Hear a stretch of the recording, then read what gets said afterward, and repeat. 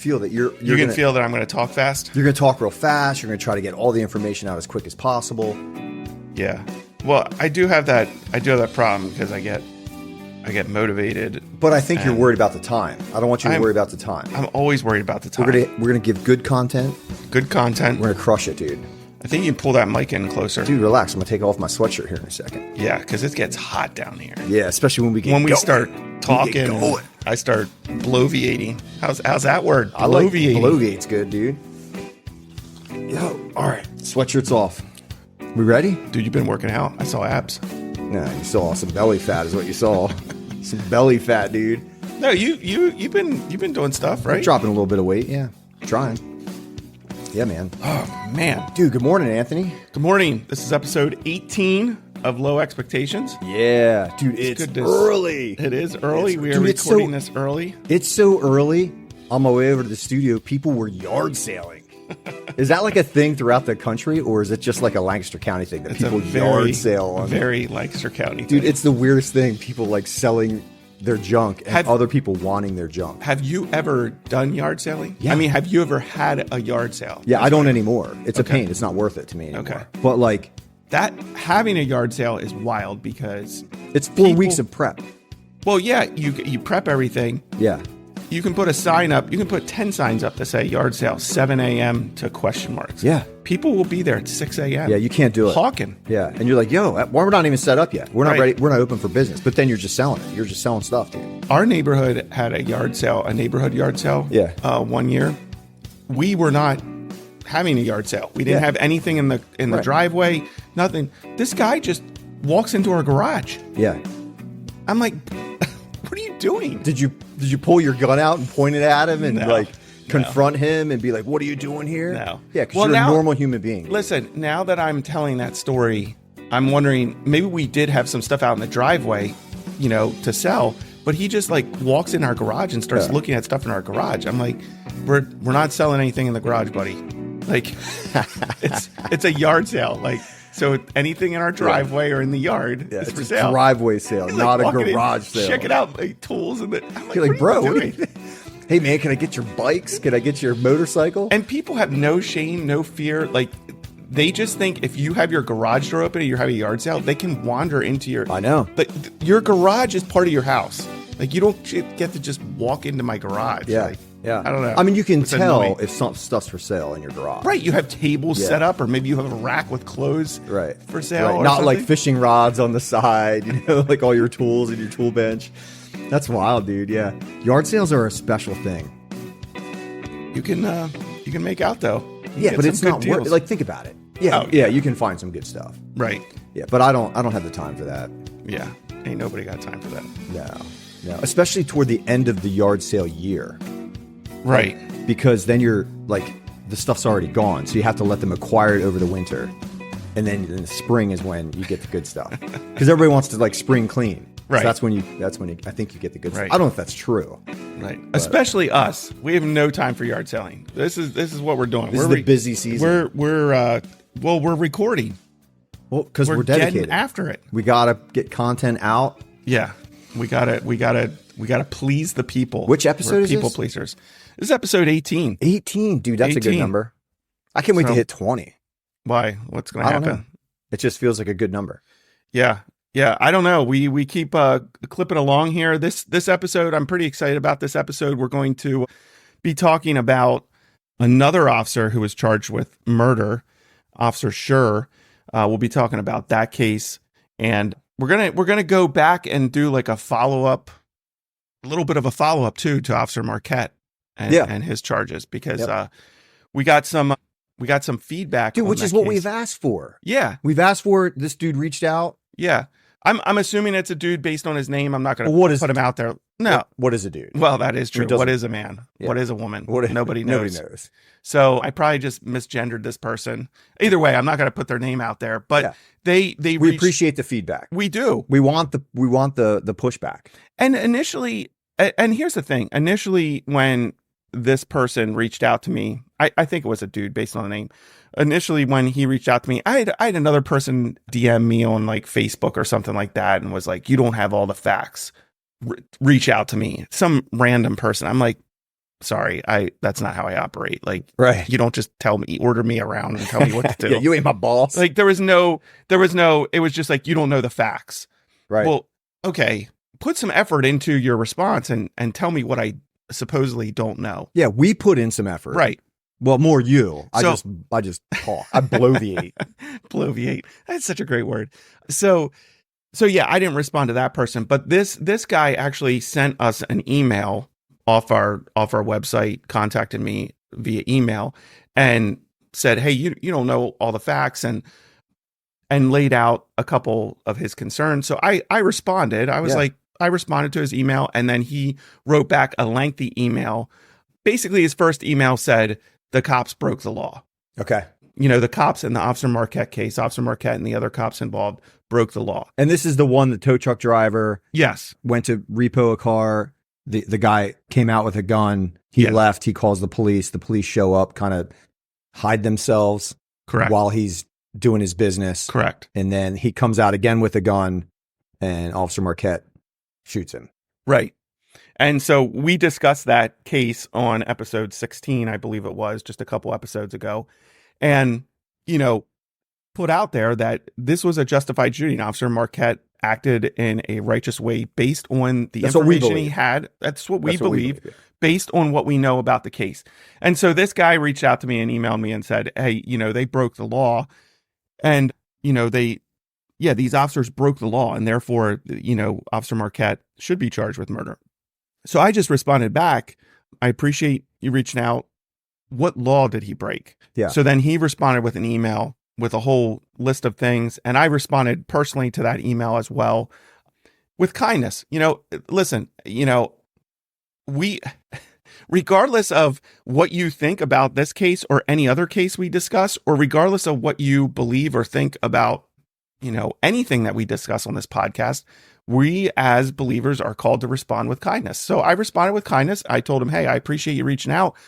And he was actually appreciative. In one of his emails, he actually said, "I really appreciate that you actually took the time to talk to me and stuff." And I'm like, "Sure, absolutely." Like, we're not above correction. Yeah. And in reality, like, we should be able to talk about things without getting angry at each other.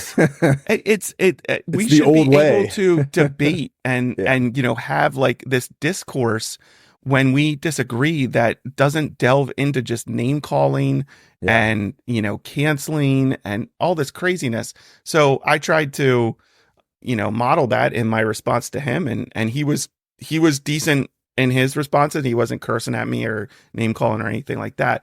So yeah, I mean, here's the thing, and here's one thing I told him is it's some of the things he put out there in his response, and we're gonna look at his response and talk about some of the things he brought up. They could be true. And from the very beginning, every time you and I talk about a case like this, Gary, we say based on what we know right now.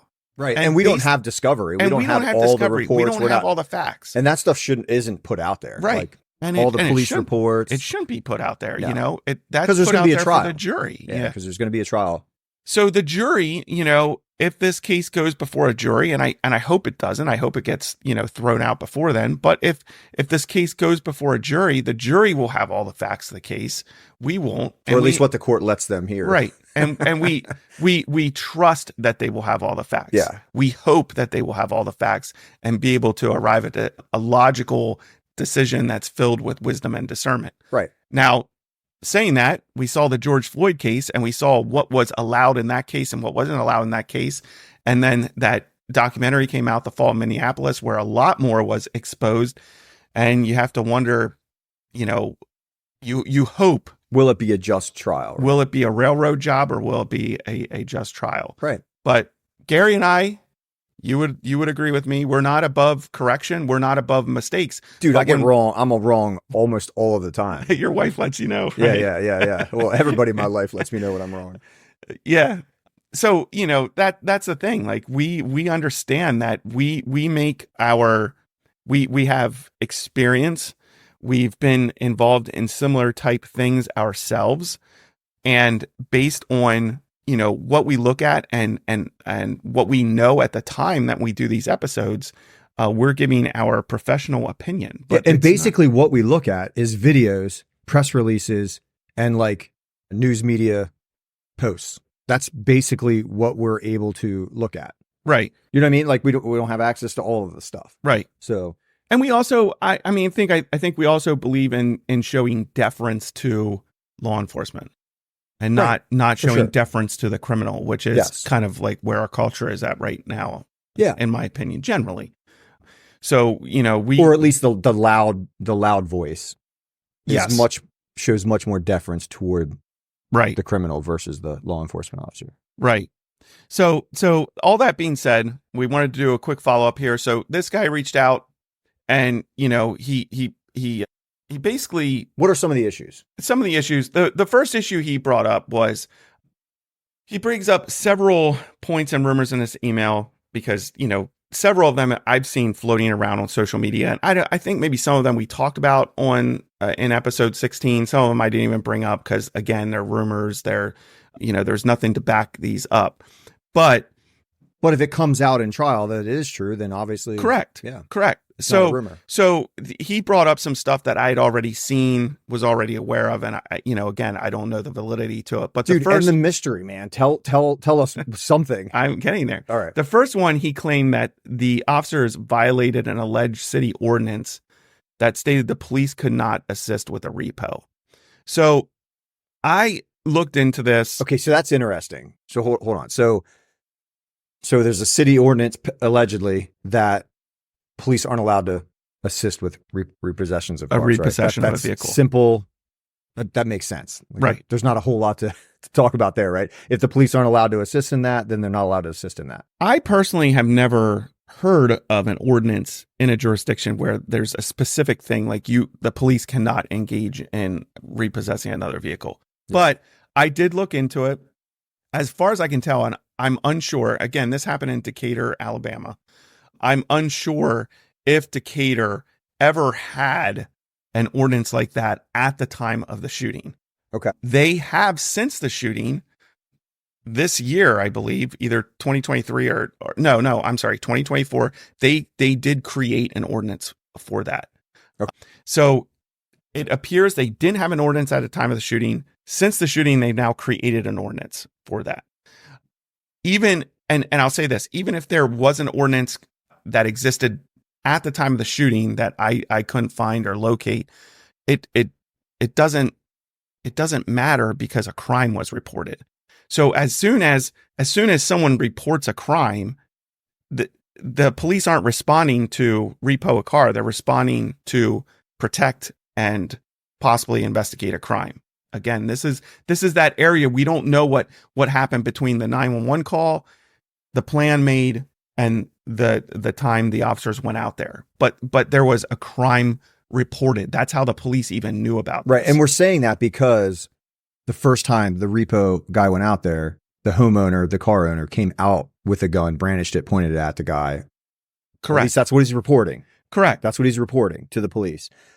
Yeah. And the problems with that, Anthony, is that the repo guy comes back. So I'm not saying the shooting's not justified. I'm saying that's a concern, right? If there was an ordinance, even if there was an ordinance, it's just bad tactics. Like, why are you bringing the victim back to the scene before you make sure that the scene is safe? Yeah, it's just a little bit. Yeah, I think as this case, as in every other case, and we'll talk with this case with Officer Schurr as well here in a little bit. You can always look at the tactics and the things done to, and any officer worth their salt, and I've said this before, will look at every single thing they're engaged in and be like, you know what, I probably could have done that. I could have done it better. I could have done it better. If I did it this way, it would have turned out differently, yes. Maybe. Yeah. Yes. And I'm sure that Officer Marquette and all the officers that were involved in this case have had those conversations in their mind. What if we would have done this? Then maybe it wouldn't have ended this way. Like, I hope so. If they're a good cop, they're going to do that. Yes, absolutely. Yeah, every good cop is going to do that. No cop is going to, I don't know. The cops that are like that have huge egos. They're like, no, I did everything right. Right. I mean, that's they're a problem. out there. They are out there. They are out there. Problem. And that is a problem. Like, you have to be willing to take a step back and say, okay, everything I did was justified, but could have I done something different or better to have a different outcome that met my goal? Right. And so that's possible. And we talked about that. Yeah. But discussing the tactics involved and what was done before the actual use of force has no bearing on whether or not that use of force was justified in the moment. I guess it could have. Yeah, it does. It does. But if an officer is acting in good faith based on information they're receiving and that force is used, like if he broke policy. So if there was a policy or an ordinance, mm-hmm. you can cite him for the ordinance violation, mm-hmm. right? And all of the officers that were there and that nobody stopped. Like, it's hard for me to believe that there was an ordinance because you have multiple officers, including a sergeant, allowing the tow truck driver to back into the driveway. Right. Like basically to repo the car. Right. So it's hard for me to believe that 3 officers, including a supervisor, if there was an ordinance, allowed it to happen. Right. And if they did, they should be held accountable, but that's a city ordinance violation. Right. It doesn't mean that their use of force and the use of deadly force was not justified. Right. Like, people get caught up on the peripheral matters and want to say, well, they did this and they did this. And that may be true, but in the moment, were they acting in good faith? Were they, and was the force used reasonable and necessary for an officer on the scene, not based on hindsight bias? You can't look back and say, like, well, now we know this, and now we know this, and now we know this, so therefore they weren't justified. No, the officers at the scene in the moment, was it reasonable based on the facts and information they had? And, again, Gary and I, believe that it was based on what we know about the case and based on the video and based on, the details. Yeah. The officer identifies himself very quickly. Right. And the guy who was shot pointed his gun right at the officer. Right. Yeah. So that was one thing. Okay. So that was one. As ordinance. I get it. That's a concern, but sure. But we don't know. And it sounds like the ordinance was made after the fact. As much as I could tell, like, looking into this, it was made after the shooting. They created this ordinance after the shooting. Again, I could be wrong, but based on everything I found. The other thing this gentleman brought up was that the suspect had a valid concealed carry permit and was simply trying to protect his property. Like, he thought someone was stealing his vehicle. So that may be true. Yep. That could be true. I don't think it is true. And the reason I don't think it's true is that people, when they're getting their vehicles repoed, have correspondence from the loan company, the bank. Someone just isn't like going about their daily life and all of a sudden their vehicle gets repoed. Well, at least that's our understanding of there's letters sent. Hey, you're behind on payments. Right. If you don't, there's a knowledge there, and usually there's like months, right? I mean, it's not like, hey, you missed one payment, your car's getting repoed. Yes, I've never had a car repoed. I never have had a car repoed. I know people who have. There's a process there. Okay. There's a process there. Did you know someone who had the car repoed? Yeah. Dude, I want to hear more about this. No, that's hilarious, no, dude. Maybe it's not hilarious, but I mean, it's not hilarious. It's sad that you fall behind on bills, but dude, sometimes we're in rough times, man. Yeah. I don't know this person. I don't know that it was bad budgeting, I think. Okay. But anyways, it doesn't just happen. It's not like you just all of a sudden your car gets repoed and you have no knowledge that this might happen. There's clues. Plus, usually it's a tow truck. Plus the fact that whether or not you're making your and it's not some dude trying to break into your car. It's literally they hook it up and they drive away. Right. That's how a repo works. But the biggest reason why I don't think the suspect in this case knew that his car, or the biggest reason why I don't think the suspect in this case thought his car was being stolen, is because he never called the police. Right. Any normal citizen who that's a great point, Anthony, who believes that their car is being stolen. First of all, most people don't steal cars with tow truck, like you just mentioned. But if you genuinely believe that your car is being stolen and you come out brandishing a handgun to protect your property, okay, I'm good with that. But a normal person, a normal citizen, immediately after that happens, will call 911 and say, yo, someone just tried to steal my car. Here's a description of them. They were in a tow truck. They were in my driveway. I came out with a gun. They left. Here's a description. Yes, a normal citizen will do that. Right. Okay. That's like the first step. That's step one. That's right? like or step two, right? You confront the guy trying to steal your car. He leaves. You call the police. I feel like a person acting in a righteous manner will make that 911 call. Yeah. He didn't do that. Yeah. In this case. You know if your car is getting repoed. I mean, come on. Yes. You know if your So I don't buy this idea that he thought his stuff was getting stolen and he was just protecting his stuff. I don't think that's true. I don't think a normal person would react the way he did or not react the way he did. And it takes a little bit of time to repossess a car. So even the second time he comes back, so if this thief is coming back to steal his car again, why not call the police right away? Correct.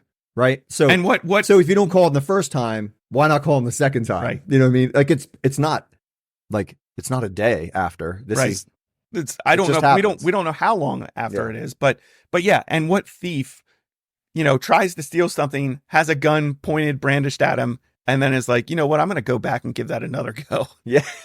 Right. So, again, I think the suspect in this case, from what I know, decent dude, no criminal record from what I know. Come on. You knew your car was getting repoed. Like, right. I don't believe for a second you thought someone was actually stealing your vehicle. So that's what I'll say about that. This gentleman in his email claimed that the officers, the tow driver, and the suspect all belong to the same gym. Okay. First of all, that's a rumor. I haven't read that rumor anywhere else. This gentleman claims to know that they all went to the same gym. That literally means nothing to me. Like if this guy goes to the gym and he knows these people, like that could be the case. Yeah, I mean, it could be the case. If you go to a gym with a bunch of people that you either know or don't know, or maybe you do know, yeah, but it doesn't stop you from having to do your job. If you're a tow truck driver or a police officer, like that has no bearing on this case. Like if you told me that, they were mortal enemies, okay, that might have bearing on the case, but they go to the same gym, okay. Right. They live in the same town. Like, I don't know what to tell you. Yeah. That doesn't mean anything. There was an accusation that the tow driver called officers directly. This gentleman in his email said that the tow driver called an officer directly and not dispatch. That's false. Well, he could have, but he definitely called 911. He definitely called the dispatch. Yeah, maybe he called an officer initially, but he definitely called dispatch because we have that audio of dispatch actually dispatching officers to this 911 call. But that happens. Like if you're making relationships with people in your community, sure, or if you've helped them out before, most departments, so I don't know if he has a work department or if he has like a department issued cell phone, or if he has a personal cell phone. Right. He probably has both, and it really doesn't matter. Right. If an officer's working and a citizen calls me, or if I'm working and someone calls me, mm-hmm. I'm going to deal with it. Right. And if I need to get on the radio and say, hey, county from whoever, like I got this call, I'm heading to this location. Can I see the sergeant? This is what I was told. Yeah. So you're dispatching yourself. Right. Right. And that does happen a lot. It does happen. Like I have people call me all the time and that know me personally and are like, hey, this is going on. Are you working? That sort of thing. And yeah, so then you'll put out over the radio, hey, I just took a report of suspicious activity at this location. I'm en route to check it out. You basically dispatch yourself. But the reason why, I mean, maybe he did call an officer in this case, but he definitely called dispatch as well. He definitely made a call to dispatch because dispatch dispatches officers to it. You don't have an officer on the radio saying, hey, I just took a call about this. We're going here. Dispatch is actually calling officers about, hey, this tow truck driver just called and said he had a firearm brandished at him. Yeah. And it almost sounds like the guy that you were engaging with, like that there's some conspiracy here that like these officers wanted to murder this guy, which is right. There's no evidence of that. There's nothing at this point. Right. And that would be a wild thing. Like, right. And if that is the case, like obviously they need to be charged, right? Right. Like if that comes out later on that these three were in cahoots to get rid of this guy, I mean, that's a great story, and it's terrible for law enforcement if that's true. But like, there's no reason for us to believe that at this point. Right. Yeah. There's, a lot of what he's putting in this this email to me is like rumors, conjecture, conspiracy, drawing lines between points type things, which generally doesn't happen in investigations. You know what I mean? Like detectives do this too. Like you'll have like a shooting and you'll be like, well, this person lives in that area. And you're literally just trying to like figure it out. Right. Because you don't have all the facts yet. Correct. And you're kind of like, you're Yeah. conjecturing, you're trying to figure things out. And Sure. I think that's good that he's thinking these things through. This gentleman, I think it's great that he's thinking these things through. They're just, a lot of times, even detectives, they're like, yeah, all that was dumb. Right. Like, why did we do that? Right. Because it's usually the most obvious answer. Right. That's generally what it is. Most like crimes that are committed or murders are not this big conspiracy thing. Right. It's just not. It's an incident that happened. There was heat of the moment, or evil in the hearts of men. Yeah, like, that's right. It's not. That's ultimately usually what it comes down to. It's not like thought out. It's not planned. It's not like generally. Yeah. But and then if you are going to start like putting out this conspiracy that the officers and the tow truck driver knew him and they was like conspiracy to go out and murder this suspect, you have to ask your question, well, why? Like, what if you're going to put that conspiracy out there, you have to provide a reason why that would even happen. Like, right. And why was this person so important, that they needed to like, the police needed to like set him up. Yeah. Like someone sleeping with someone's wife, like those were things that would lead to that kind of action. Yeah. So, and there is nothing like that in this case. This case it seems pretty clear cut. Yeah. Probably some bad tactics, a bad plan. Yeah. Yeah. But ultimately, the whole narrative was driven by the car owner who came out with his gun. Right. And then didn't drop it and pointed his gun at the police officer. That's actually what caused it. Right. Yeah. Yeah. I mean, I forget what is Officer Marquette, right? Officer Marquette. Officer Marquette. What command does he say again? Because this is real fast. I forget what he actually said. He says, "Hey, police." He announces himself, but it's really fast. It's super like, all of a sudden he's Officer Marquette's coming out from the side of the house, and he's like, "Hey, police," and he may have startled him. Yeah. Right. There's no doubt that he startled him, because I don't think this guy saw the police and then heard him say, "Hey, police," and then decided to like point a gun at him. Yeah, that's not what happened. He got startled. The problem is, when you're a gun owner, you have certain responsibilities also. Right. All right. When you're a gun owner, you have certain responsibilities to know who you're pointing your gun at and whether or not you're going to pull the trigger. Right. Right. You have that responsibility. Right. Right. So him hearing, "Hey, police," or him being startled is not enough for him to point a gun at a police officer. It's just not. And not like dropping the gun when he realizes it's a guy in a uniform with a light on his gun. Right. Like, yeah. And again, like, I think that I completely believe the suspect in this case knew his car was being repoed. Sure. Everything points to the fact that he knew it was being repoed. And he chose to take these actions. Again, more might come out in the case. And think about in your own like life experiences. You try one thing, it doesn't work. You step it up to the next level, which is kind of what he did. Yeah. Yeah. And he never called 911. He never called 911. Yeah. Yeah. I think that's a big thing. What other issues? He also brings up the fact, and I have heard this rumor, the repo driver allegedly left the scene with the truck after the shooting. So, the police are there. Repo driver's trying to repo the truck. They have the shooting. He leaves the scene with the truck. Is that a problem? Absolutely. It's a crime scene problem. It's a crime scene problem. They should have locked the scene down. It's actually a problem for the trial that's going to come up at some point. Yeah, I mean, it just muddies the waters. If that actually happened, again, I don't know if that actually happened. That's a rumor out there that the tow truck driver then left the scene with the truck. Which again is after the shooting. It's a really bad police tactic. It is. Yeah, it's just bad crime scene management. Yeah. But again, what I'd like to say is that all these things are peripheral to the actual problem, and that is, was the shooting justified? That's right. Yeah. That's what we're talking about. Bad crime scene management doesn't mean you have a murder. And that's why we don't think Officer Marquette should have been charged with murder. 100% not. Right. Because the shooting at the time was justified. Correct. Right. All these peripheral things, yeah, they cause questions, and they, like, if it was the cleanest shoot ever, like, then we wouldn't be talking about this. The reason we're talking about this is because it's muddy a little bit just because of the peripheral stuff. Take the peripheral stuff out of this, it's a justified shooting.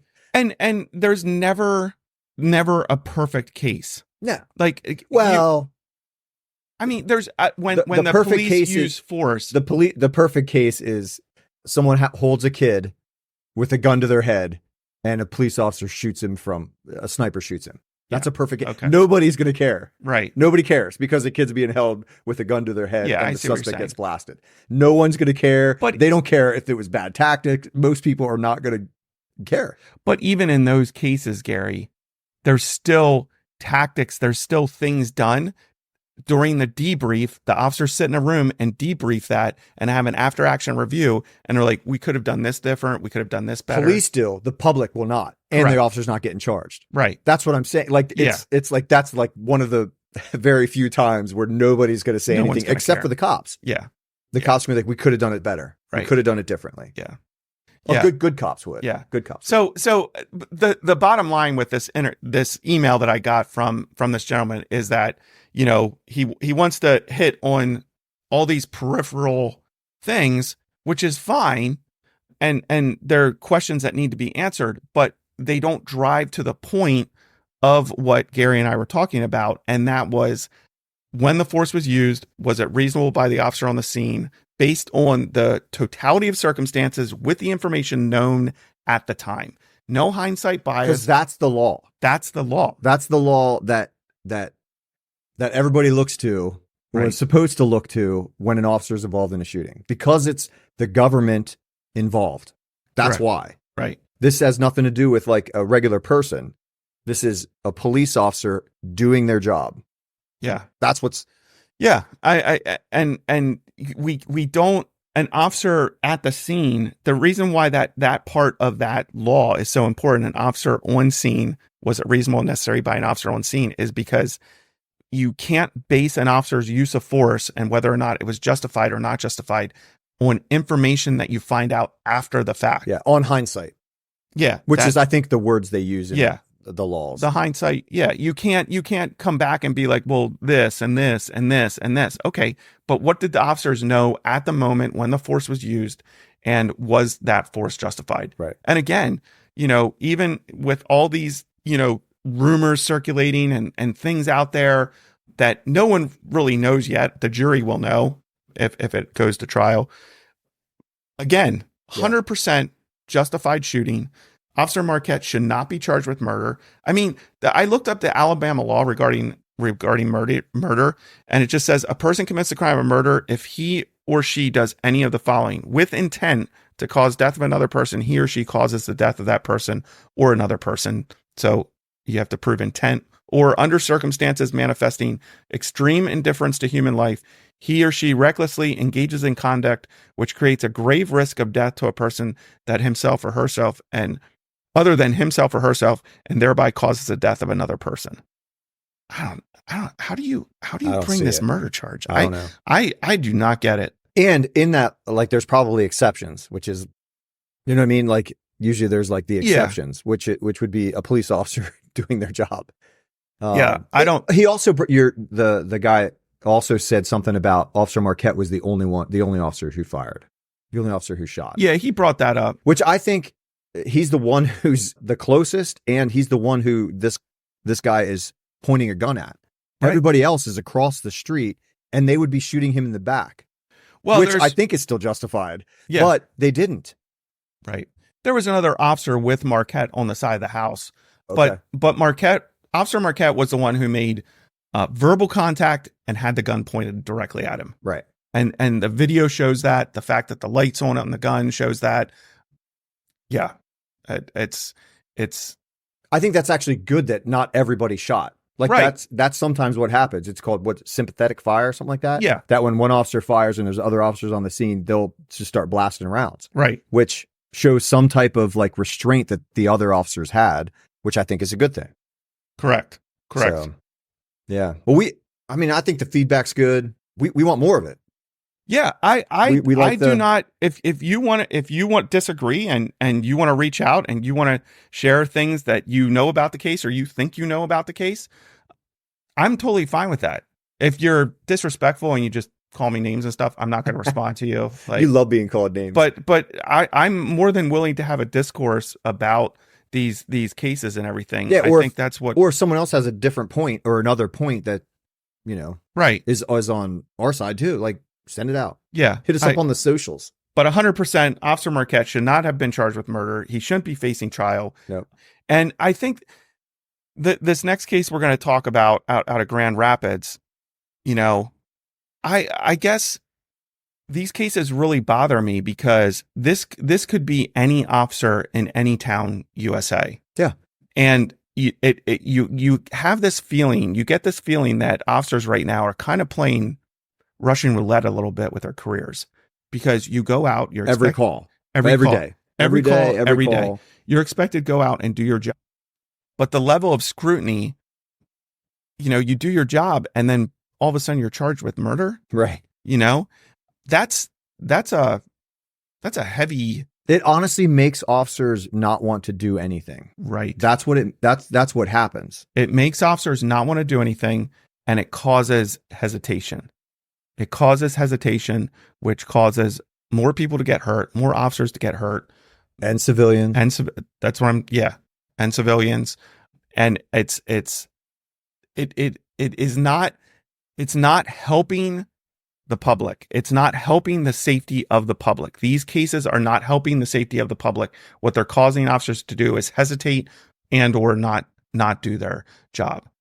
And I think one of the most disturbing things to me is the amount of hesitation I'm seeing in videos. I watch a lot of videos. Yeah. It's what I do. I do it for the podcast. I do it because it makes me better. But that officer who was just killed in Dallas, did you hear about that officer that was just killed in Dallas? Suspect goes up to his car, videotapes an interaction with him, pulls out a gun, and executes the officer in his car. Videotapes it. They haven't released the videotape, which annoys me. You want to release videotape of every officer and every single thing they do and pick it apart and tell them what they did wrong and crucify them and just try him in the press and charge him with murder. But then you have like a cold-blooded killer videotape himself executing a police officer. We're not going to put it out to the public. It's too terrible to see. I get it. You have family involved. But why? Why don't we put that video out to the public and show people what officers are actually dealing with out there and how evil some people are? I have a problem with that. Yeah. And Dallas isn't a hodunk department. No, it's a huge department. Yeah. And so then they didn't release any video from the officer who was killed. It's tragic. This officer was literally just sitting in a parking lot. He had just cleared a call, sitting in a parking lot, probably trying to just get caught up on paperwork real quick or make a phone call or something. He's sitting there, and this idiot comes up to him, starts interacting with him, starts videotaping him, and then just pulls out a gun and executes him in his car. He doesn't even have a chance to do anything. Unreal. And dispatch heard a weird sound or a weird like something from his radio, GPS'd him and got other officers there. The other officers get there, suspect engages in a gunfight with them, then they get in a pursuit. This pursuit ends. They show the video of the pursuit ending. Okay. And I watched the video of the pursuit ending. The pursuit ends. The suspect gets out of his car. The suspect has a gun in his hand. The suspect probably walks 20 feet towards the police officers before they shoot and kill him. Unreal. And I'm just like, what are we doing here? What are we doing? Yeah. Why are we waiting? We already know he shot a cop. We might already know he killed a cop. Right. But we definitely know he shot a cop. And he has a gun. We know he has a gun. We know he has intent to kill people and police officers. Why are we waiting to put this guy down? Right. Like, what is the hesitation? And I think the hesitation is this. Yeah. It's this idea that, hey, if I put this person down, and especially if I put this person down and I'm not the right color, I might be charged with murder. Right. And it's disgusting to me. Yeah. There's no deference showed to the police. It's like these DAs, they just want to drop charges on officers to wash their hands of it. It's purely to appease the public. The loud voices. I feel because like I don't think it's the majority of it's not the majority of public. No. It's not. No. It's just the loud. It's just the loud and angry. And I think who hate cops. Right. And you can't assign motives to the hearts of these DAs, but it reeks of just trying to save their careers. I'm going to make this decision to appease people, appear that I am, unbiased in everything I do. So I'm just going to throw a bone to the loud critics of law enforcement and drop a murder charge on an officer. Yeah. Which is, that shouldn't be in your brain.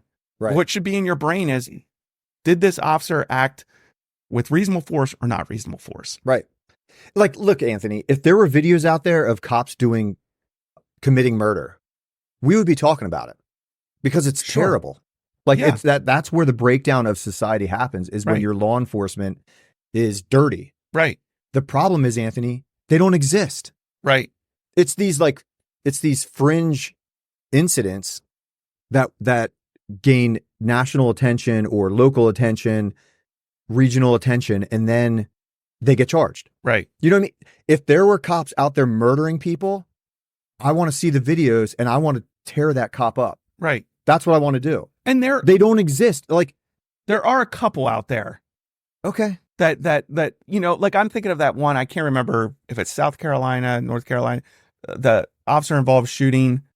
Guy uses his taser and then he shoots the suspect. Then he goes and drops the taser beside the suspect.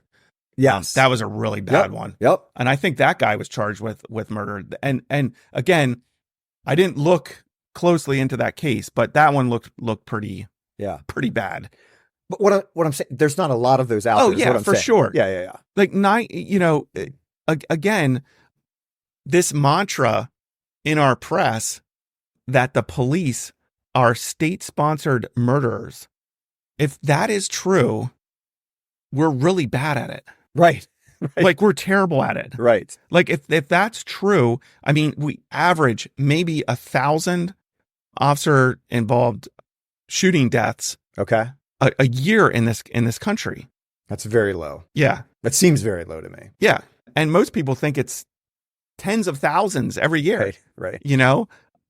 So, yeah. If I've always marveled at that. The people who say, like, you know, the police are systemically racist and they're just out here murdering, you know, black and brown people. Right. Well, if that's the case, we're not good at it. We're terrible at it. Like, you know, if that, you know, and the thing is, it's not the case.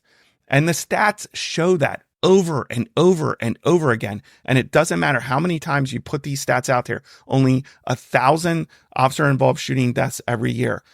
What is it? Millions and millions of police contacts every year.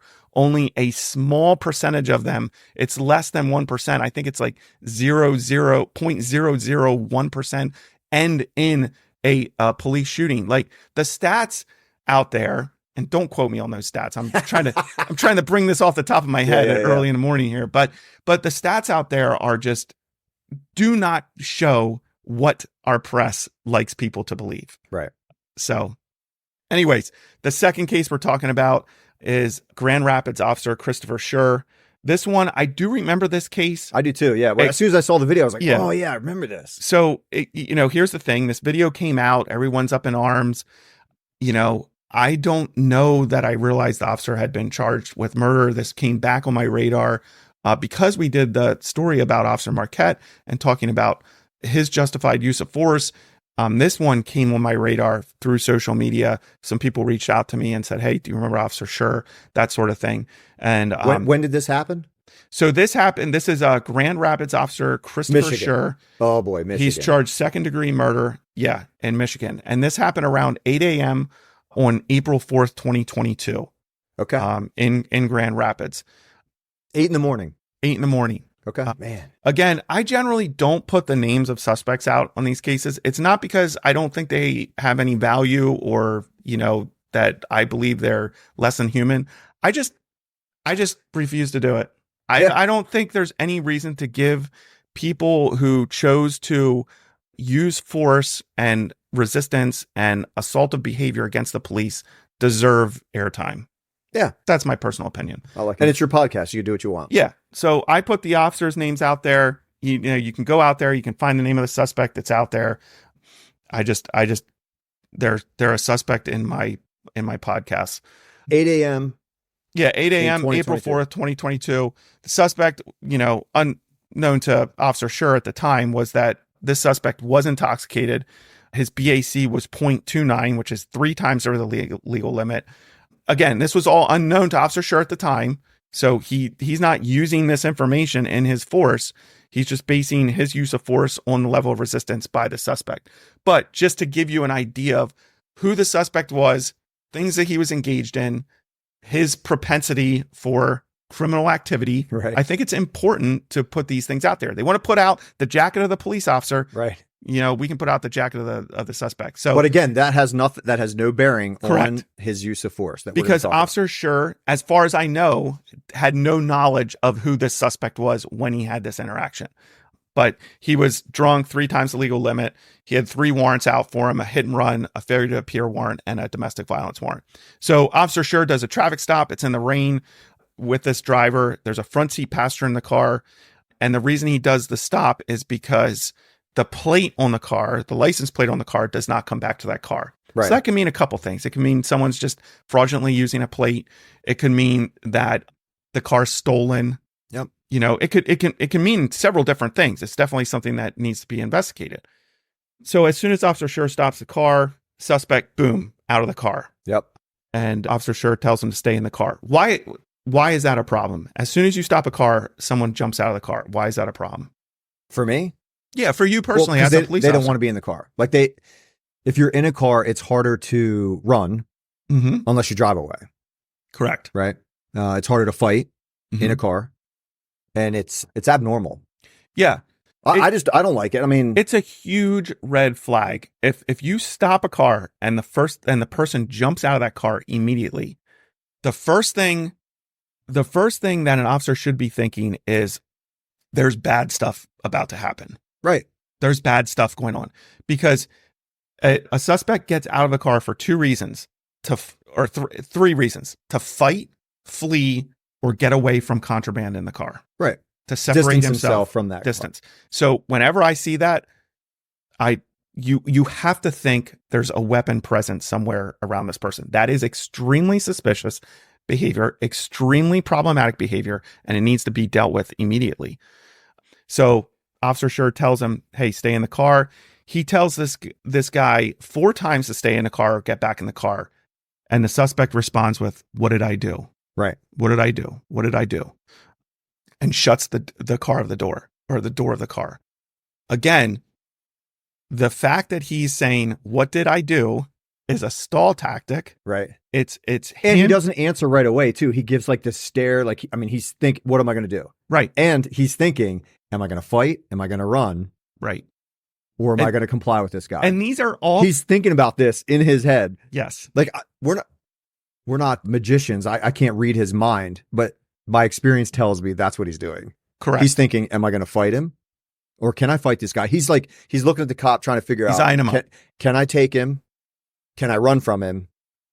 Or am I just going to talk to him? Right. Am I going to take what's coming? And and you and I know this, Gary, because we've dealt with this so many times in our careers. Whenever you are dealing with someone and you are they're just staring at you blankly and you're giving them commands and they're asking you questions instead of doing what you're telling them to do, they're buying time because they're trying to make important decisions in their head. Which is why you keep asking questions. That's what I do. Right. That's like my tactic. You keep asking you questions. You keep talking to them. Hey, man, look at me. Hey, where's your license? Where is your license? Hey, man, do you have a license? Where's your license? And he did ask, like, where's your license?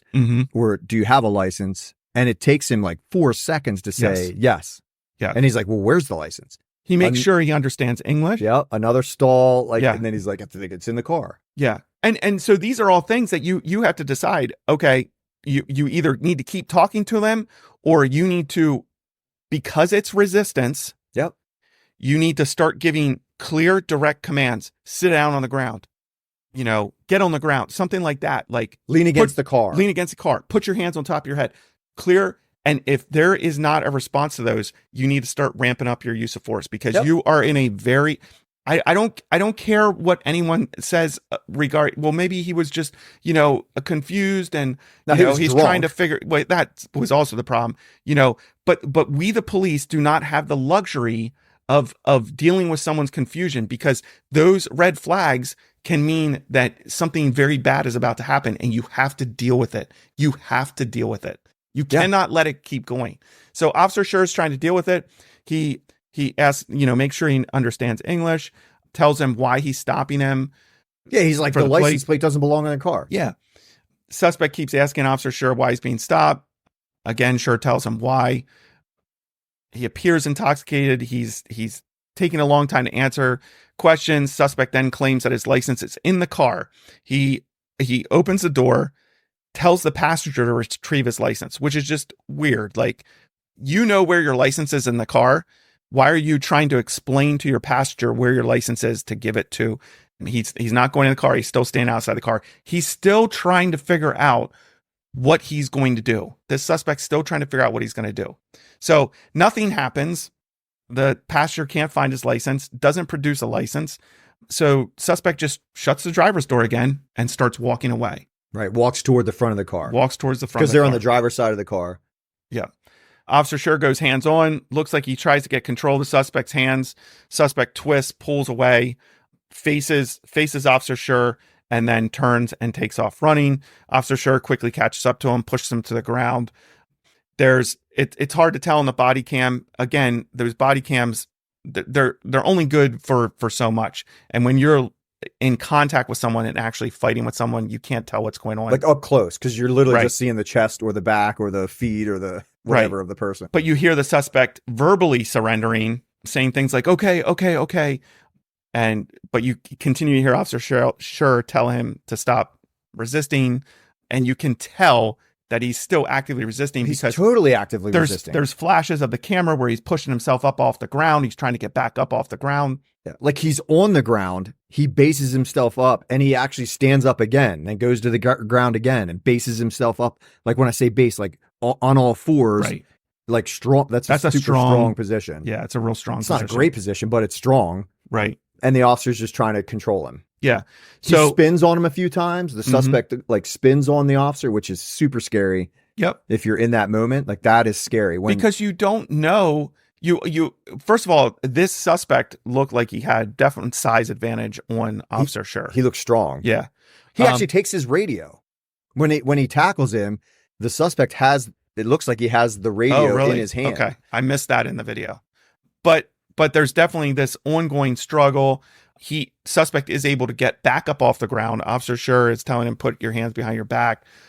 He's like, okay, but he's not doing it. That's a common tactic. People saying things like, I can't breathe. Right. That's a common tactic. Okay, I give up, and they're still fighting. Right. That's a common tactic used by suspects in these cases.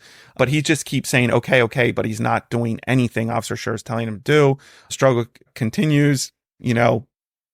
Once he's up off the ground, Officer Schurr is trying to, get him back down the ground, handcuff him. He's fighting to not be handcuffed. Again, this guy's not running away. Like he's not running away. Right. At this point, he's fighting the officer. Yeah. It's different than like him trying to get up to run. He's not. They don't even leave this small yard. Right. It's a wrestling match in the yard. That's what's happening. And the suspect continues to turn on the officer multiple times on the ground and standing up. It's not like he's trying to get away from the officer. He's fighting the officer. Yeah, I think that's a really good point. And so when the suspect breaks away again, turns toward Officer Schurr attempts to deploy his taser. It appears to be a misfire, or maybe he's just using arcing function. It's hard to tell if he actually deploys it. Well, because the suspect's hand's on it. Right. But the suspect has his hand on the taser, grabs it, and is pushing it away from him. You hear Officer Schurr saying, let go of my taser. There's no good connection because you can hear the arcing. Yeah, you can hear it. There's no good connection. The taser sounds a certain way when there's a good connection. There was not a good connection in this.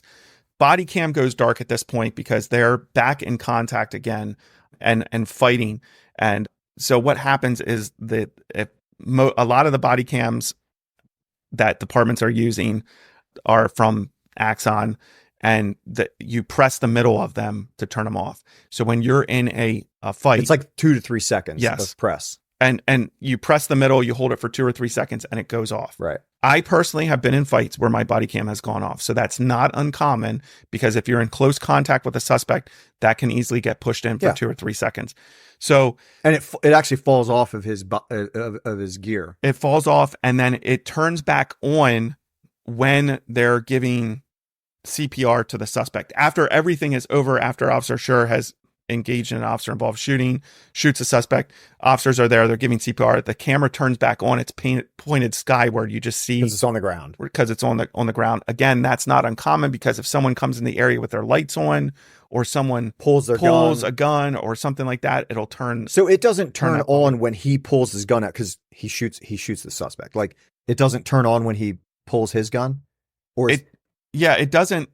It looks like it malfunctioned in some way. I don't know if maybe he had his gun out before it fell off or right as it fell off. Right. I don't know. Right. I don't. Yeah. It doesn't matter. It doesn't matter. It's not a conspiracy. Because there's also the video. Yeah, it's not a conspiracy. There's also the video from the passenger. Right. There's video from the passenger, I think, which shows the other angle of the shooting. Right. So basically, those other videos from witnesses. Yeah. What they show is the struggle continues. Suspect fully has control of the taser, is on all fours on the ground. Officer Schurr is telling him over and over again to let go of the taser. He's not. And again, the suspect has full control of it. Officer Schurr pulls his duty weapon and shoots the suspect in the back of the head, right, killing him. Again, everyone wants to use the words, "Oh, he executed him. He executed him." He didn't execute him. He justifiably killed him because he was fighting for his life. He believed that he was in grave danger of serious bodily injury and or death. And the reason for that is because the taser can incapacitate someone for 5 seconds. It can incapacitate you for a lot longer than 5 seconds if you hold that trigger down. Right. Usually it's 30 seconds, right? If you just hold. Some of them are set to go off after a certain amount of time. Okay. But most of them will go off till the battery dies if you hold the trigger down. Okay. If you hold that trigger down, it's just going to cycle for as long as that battery lasts. Okay. There's some battery packs out there on some tasers that have a setting that will turn off after a certain amount of time. Yeah. But either way, I looked at the taser. It's a Taser 7. The Taser 7 has 2 cartridges in the front of it. Okay. So you don't need to like reload. There's 2 cartridges in the front of it. I saw a picture of it afterwards, and it looked like both of those cartridges had been deployed at some point. Okay. So what's unknown is, did the suspect deploy one of those cartridges? Did Officer Schurr deploy both of them? I don't have the answers to those questions. I don't know who deployed the cartridges.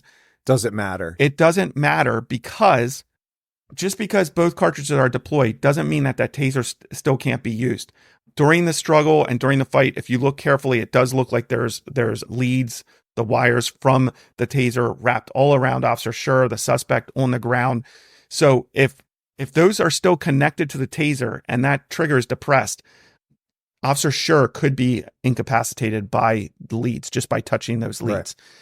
It can also be used as a drive stun. They call it a drive stun. The taser can be driven into a person's thigh, stomach, wherever on their body, and the trigger can be pulled, and there's a shock delivered, a pain. It's a pain compliance type thing, but it can still be used.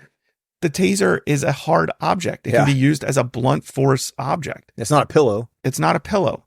So you have all these things going on. Dude, you're crushing your mic, dude. Crushing it. You have all these things going on, not to mention, it appears that this struggle was going on for 3 or 4 minutes. That's a long time. And you can hear Officer Schurr in the video, like he's getting winded, like he's getting tired, he's getting gassed.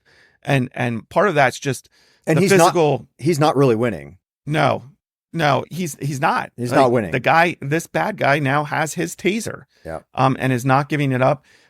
You know, you have the physical exertion. You also have the mental exertion going on. Yep. And Officer Schurr is, I think, reaching that point of, I'm losing this fight. He now has my taser and makes a decision to pull his firearm and shoot and kill the suspect. Justified. It's a justified use of force. It is. Completely justified. Again, excuse me. Again, you can look back and say, well, he could have done this different. He could have done this different. He could have done this different. He could have done this different. Yeah. It doesn't matter. The tactics in this case, yes, maybe there's tactics and maybe there's things that could have been done differently. And I'm sure Officer Schurr has spent many hours of his life thinking over it, rehashing it in his head, and thinking about, what if I would have done this? What if I would have done this? Any officer worth their salt is going to do that. But in the moment, what he was faced with, it was reasonable, necessary by any officer on the scene to do what he did. It's not pretty. Nope. It doesn't look nice, but he has a right to defend himself, his life, and the life of anyone else around there. And again, who drove what happened? The guy who fought him. The guy who fought him. Like, I don't know what you, like, Yeah. I don't know what you want police to do. If you're like, it just shouldn't have happened. Well, I get it. Police don't want to do this. Like, they don't want to do this. And that's the thing. Like, there's such an outcry about this. And, you know, the question is, okay, you don't like this use of force. What do you suggest the officer should have done? Let him go. That's probably the answer, right? Just let him go. But you don't. But the next follow-up question is, how do you know he would have just gone? I know. I don't think he would have. I don't think he would have. Like, I think he was there for the fight. He was there to fight. So, you know, I think he would have killed him if he had a chance. I think so. You know, if he pulled, he grabbed his taser. If that officer pulled his gun, he was grabbing his gun. Yeah. Whatever that officer did, he countered it. Right. Like, he was the aggressor the whole time. He's the aggressor. He's not the aggressor. Actually, until he's running and he has some distance, he's not the aggressor. You know what I mean? But once the officer tackles him and they're wrestling in this small front yard. I mean, it's a small front yard. It's like a 10 by 10, maybe. Yeah. It's super small. Yeah. The officer's got to be able to take a suspect into custody who's actively fighting him. Right. And the officer does not have the luxury of leaving, of giving up, of retreating. Yeah. And this officer's not like, you mother sucker, blah, blah, blah. Yeah. And he's like beating on, like, no, it's not that. He's trying to control this guy. Right. Who's fighting him. Right. So Officer Schurr is charged with second-degree murder. He was fired after the investigation by Michigan State Police. So the Michigan State Police investigated this, and then he was charged with second-degree murder. Second-degree murder in Michigan is defined as intentionally causing death without premeditation or killing someone during the commission of a serious crime. The penalty for second-degree murder is up to life in prison. Unreal. Kent County Prosecutor Chris Becker made the decision to bring the charges after an investigation was completed, and during a press conference about the charges stated that to bring the charge, the death was not justified due to self-defense. So Kent County Prosecutor Chris Becker is saying this was not self-defense. Unreal. It's unreal. Charges were brought June 9th, 2022, just 2 months after the shooting. During the presser, this I'm trying not to draw conclusions about this Kent County prosecutor, but during the presser, he just came across as smug, I thought, during the press conference, and proud of himself for charging this guy. Like, look at me, I'm not biased. Just do your job. Yeah. Like, you have an officer who's literally fighting. That officer believed he's fighting for his life. Well, that's what we think. Yeah, that's what it looks like. Absolutely, 100%. That's the feeling I had watching the video. I'm like, and listen, man, not every cop is a jujitsu master, right? Like, we can't expect that of police officers. You can't. I guess we can. Well, yeah, but you're not going to find them, right? Like, you're never going to be able to pay a guy $60,000 a year to be a jujitsu master and to be able to, like, pretzel somebody up in 3.5 seconds. Like, it's not going to happen. Not everybody is trained as well as, cops have different levels of training. Right. They have different levels of experience. They deal with things differently. Like, I don't know they're not Delta Force operators. Right. Like, cops are not that. Right. Yeah. So I mean, he was gassed after 3 minutes. I'd be gassed after 3 minutes. That's a long fight. It's a long time. Now, I know some different techniques that he didn't use. Right. But I've been trained a certain way. Right. So, but not everybody gets that training. And that is an issue, but that doesn't negate what happened. Correct. This criminal fought the cop, and the cop thought he was going to lose his life. That's what I believe. Right. He was like, if I don't end this now, I'm going to die. Or be seriously injured. Yeah. Like that. Right. It doesn't have to be killed, right? Yeah. It doesn't. Yeah. The officer doesn't necessarily just have to believe he's going to be killed. It can be, he believes he's in imminent threat of serious bodily injury or death. Right. Like that is the threshold. And you can't tell me that a suspect who's holding the taser, and maybe Officer Schurr didn't even know that both his cartridges that had been deployed on the taser. Again, he's completely gassed. It's still a deadly weapon. It's still a deadly it weapon. Still is. And he's reacting to that level of resistance, a level of resistance that started the moment he pulled the stop. The moment the suspect got out of the car, that's resistance. Yep. You're saying nope. It obviously you're not jumped up. Sure. It jumped up for sure, but it started. He started with resistance immediately after being stopped. Yep. The officer didn't. The officer would have just conducted the vehicle stop like he normally does. Arrested him for his stupid warrants. Right. So during the presser, the press asked Kent County prosecutor if he thought that this was Michigan's version of the George Floyd incident. And prosecutor answered, "I'll let the media decide. I'm not going to make that call." I'm like, you sniveling little weakling. That is a terrible answer. Just say no. It's not. Right. These cases are completely different. All cases are unique. How dare you make that accusation or try to draw a line between what happened there and what? Because at this point, everyone's still up in arms about the George Floyd thing. Right. They still think certain things about it. Now we have more information about it. But I'm just like, just grow a pair and give an answer. Don't just whatever. But again, it kind of reeks of this, kowtowing to the mob once again. There were calls for the prosecutor to recuse himself because he made a past donation to the Grand Rapids PD Union for his campaign. Again, I don't know that means he should recuse himself, but did he bring the charge to appear unbiased or try to appease the family? I don't know. I can't speak to what was in his head, but I don't understand how you are a lawyer, how you're a prosecutor, and you look at this case and be like, yep, this is murder and not self-defense. Right. I mean, I just don't get that. At the preliminary hearing, witnesses testified that officer was winning and in control the whole time, but appeared to be getting worn out. I would disagree that the officer appeared to be winning the whole time. Officer Schurr. He wasn't even close to winning. Well, I think he had like when he first shoved him to the ground, but yeah, like dude, it was not going well. He did not control that criminal the entire time. Yeah. He didn't control him at all. He had zero control of him. Right. He was not winning. Winning is controlling him. Right. Yeah, I would agree with that. I think there were times he was on top of him. There was times he was on top of him, and I think Officer Schurr, was doing his best to try to gain control. But yeah, he never had good control of the suspect. And again, this is not, we're not saying anything negative about Officer Schurr. I don't know anything about this officer. Maybe he's very good tactically. It sounds like he was a very proactive officer, had gotten awards for other investigations. I mean, you don't see him throwing punches. You don't see, there's no strikes. There's no like arm, like you can't see this. You just can't see it. Right. Yeah. So, but this witness, he testified that he thought the officer was winning, but getting worn out, which is important. Yeah. Even if you think the officer is winning, but he's getting worn out, that is an important part to the case, because you're saying this officer was getting worn out, as any person would if they're fighting with someone for 3 to 4 minutes.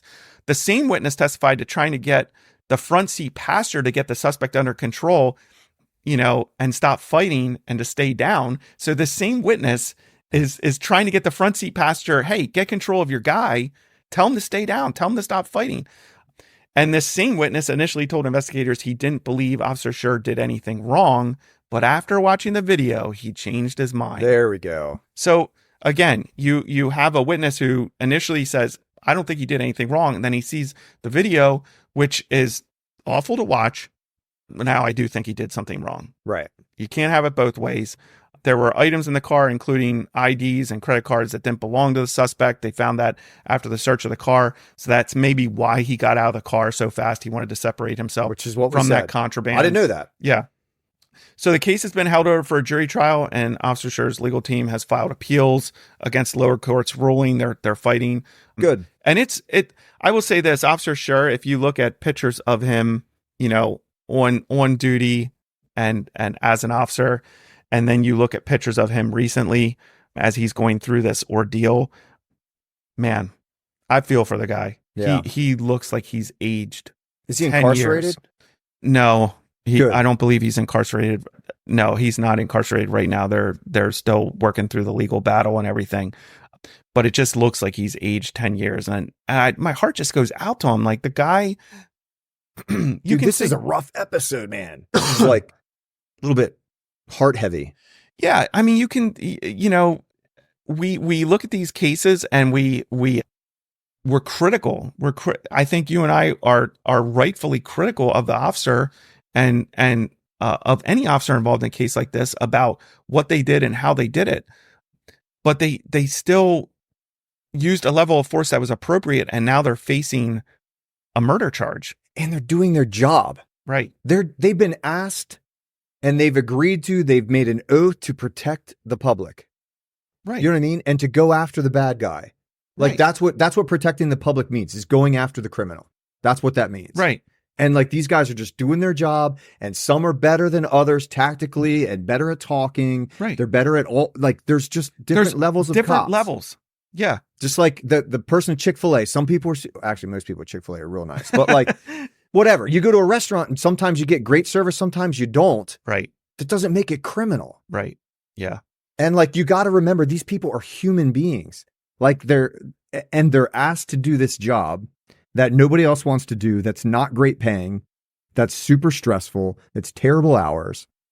And it becomes even more stressful when this incident could happen to any cop in any city or rural area of the United States of America. And right. That's scary. Yeah. Yeah. And it's sad. This dude was just trying to do his job.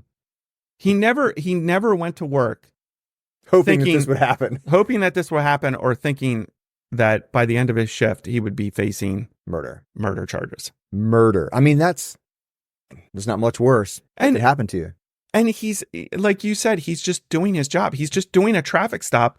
And the suspect drove all the action to this. Everything. Every single piece of this. This wasn't your aggressive cop who like mouths off from the very beginning. You see those videos a lot where like the cops kind of like trying to get the suspect to do something more. You know what I mean?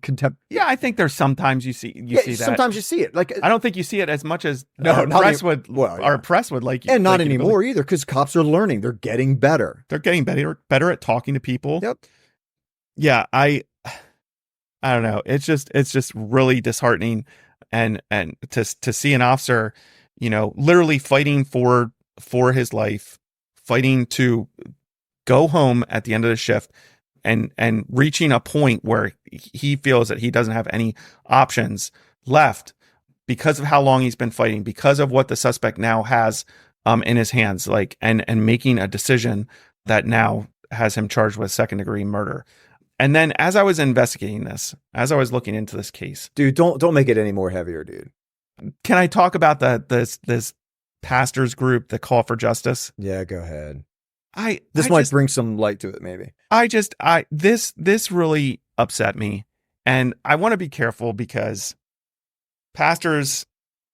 How do I say it, Gary? I want to be careful. I want to be careful, like the same way I hold police with a certain deference, and when I believe that they have, they have been put in those positions by God. That's what Romans 13 says, that police officers, regardless of whether or not they are followers of Christ or not, they've been put in those positions by God, and they carry the sword for a reason. Okay. Just Officer Schurr carried a gun for a reason. It wasn't to like fire warning shots. It's to stop a threat. Right. And that's what he did. So I want to show deference to police officers. In the same way, pastors, I would hope, and some of these, when I say pastors, some of the pastors in this group, I would question whether or not they're actually pastors, but I want to show a level of deference to them as people who are supposed to be preaching the word of God and pointing people to Christ. But this pastors group out of Grand Rapids did a call for Justice Sunday. They did a press conference, and I didn't watch all of it, but they read down this letter of demands for the Grand Rapids Police Department. In the letter, there was no call for accountability to criminals. It was only accountability for police officers who actually in this case, were actually doing their job. There was no seat at the table for the police, only a seat at the table for whatever group of people has been decided to be marginalized. They made race an issue based purely on skin pigmentation of each party involved and absolutely no other facts. 100. So you have pastors writing this letter and these demands to the Grand Rapids Police Department. And there's a whole press conference. There's an hour-long press conference on YouTube that you can watch that they do with the press. And it is absolutely one of the most disgusting things I've ever seen. It reminds me of some of the stuff I saw going on during George Floyd, where you had pastors doing these forums and these meetings and having all these people around the table and talking about how terrible the police are and the systemic racism and buying into this narrative. And I never, ever saw a police officer invited to the table. And it pisses me off. You want to talk about partiality? Right. You know, and I don't understand, like, I'm sure some of these pastors, and I use the term loosely based on some of the things I saw in this video, have people in their congregation who are in law enforcement. And you are making judgments about Officer Schurr's heart based purely on his skin color, right, and the skin color of the suspect. You couldn't make these statements if the suspect was white. Right. You're making them based purely on the skin color of the people involved. Like there's zero. Disgusting. Yeah, there is zero. Race has nothing to do with anything in this. Right. In this shooting. The suspect happened to be black. The officer happened to be white. It means nothing. It means nothing. Yeah. If you can prove to me that racism played a part, so be it. But there's no proof. But the narrative is that the system is racist, which is funny to me. Like, I don't know how a system can be racist. I don't understand how a system can be racist either. Like, it's an individual thing. Right. Racism is again, it's a sin. Sin resides in the heart of people. Sure. You can't have a system be sinful in and of itself. Sinful people may be in that, well, everyone has, you know, sinful people make up these systems, right? You know, since we love this word right now, systems. You're doing giant air quotes. I love it. And the thing is, you know, if you want to preach this idea that there's systemic racism in law enforcement, like, just take a step back and think about what that means. That means that in our police academies, that is being taught, right? You know, I can tell you, I mean, I haven't been to police academy in a really long time, but that the opposite is being my taught. Word. I've just been in orientation for the last a little while ago, right. And like the opposite of racism is being taught. Right. So like it's been 20 years since I went to the academy, and I'm in like this training to like for this new place. Yeah. And like the opposite is being taught, which is what I was taught 20 years ago. Right. It's the same thing. Right. They're using different verbiage and stuff now, and like there's other ideas, but it's yeah, I mean, the idea that our officers are being trained to be racist, to hunt the darker skinned people. I mean, that's insane. It's terrible. That's what you're saying when the system, it's systemic racism. Like, it needs to be weeded out. Like, I don't understand. Like, put some critical thinking behind that. Yeah. Just think about what you're saying. Like, that makes zero sense. Zero sense. Right. You know, and I guess I'm just like, you know, when I look at, you know, are there racist police officers? Sure. There's racist people in every. Well, we're assuming that. I mean, I don't know any, but like I'm assuming that someone I personally is racist. Don't know any. I have not crossed paths with any racist police officers. Knowing the hearts of men, do I think there's racist police officers out there? Sure. I would have no doubt that there's some racist police officers out there. But the time and day that we're in, those officers are doing everything in their power to hide that. Right, because they're not very good at it. Because they want to lead, they have a job, so they're doing they might have racist ideas, or they might be biased, or they might be prejudiced. But those officers who actually do have that in their hearts are doing everything in their power to hide that. Right, okay? It's not in the open. It's not out in the open. They're not acting out on those biases and prejudices because they know that it could cost them their job. And the body cams, we show me this systemic racism Yeah. on body cams, and don't just show me a picture of a white officer doing something, using force against a black suspect and say, well, there you go. There's your racism. Yeah. Come on. That's lazy. That's lazy. That's lazy. Yeah. It is. It's lazy. super lazy. It's very lazy. It's unintellectual also. Like, it's just not smart. It's not intellectual at all. There's no critical thinking behind it. Right. And so I guess I was just, for pastors to come out and make these types of accusations and say these things is disgusting to me. I would hope that there was pastors in the Grand Rapids area that responded to this letter by this organization and said, what are you doing? Right. And really got after them about it and called them to the carpet to go after an officer who they do not know and say, this guy's a racist. Right. It's terrible. And it needs to end. So if you're listening to this, Officer Schurr, and Officer Schurr, if you get a chance, by any chance, to listen to this episode, man, we're thinking about you. We're praying for you. And I hope you win.